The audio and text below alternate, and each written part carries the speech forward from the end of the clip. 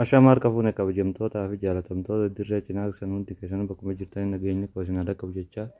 har'a akkamitti immoo qabanatan isin barsiisuu deemnaa chaanaala kanaaf warri haaraa taatan sabiskiraayib laayikii godhaa hundi keessanuu achumaan nu hordofaa jechuudhaan isin affeerra. Appilikeeshinii immoo kana bilaastoor irraa buufattan kun appilikeeshinii kana fakkaata bilaastoor keessa seentanii imootti barreessitanii buufattan oriijinaalsii buufattan akkaataa itti bananis wajjumaan laallaa. Laayikiidhaaf sheeriidhaanis nuti dhaabbata daawwattoota keenya waa hudduu isinii qabannee dhufnaa yoo rabbi jee laayikii sheer godhaa viidiyoolee akkanaa kana gisee gadhiifnu laayikii fi sheeriin argatan waan ta'aniif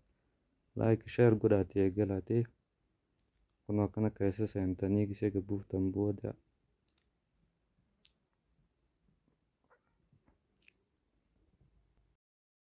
mallattoo agrii kana tuqxanii alweetanatti tuqxanii lakkoofsa keessan itti galchitan biyyi jirtaniif maafi isin as baasaa yookaanis keessan seentanii keessaa filachuu dandeessan bakka amma Itoophiyaa jettu sana irra tuqxanii sarchii sun irra tuqxanii biyya teessan itti barreessitanii as baafatan.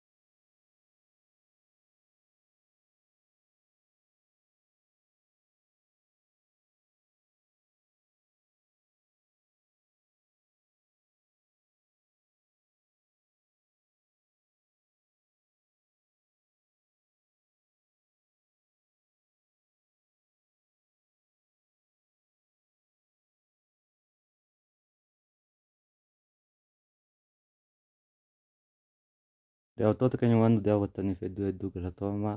warree sheeriif laayikiin godinis ammuma tuqaa chaanaal kanarratti waa hedduu barattanii hundi keessanuu galatoomaa waan nu daawwattaniif hedduu galatoomaa.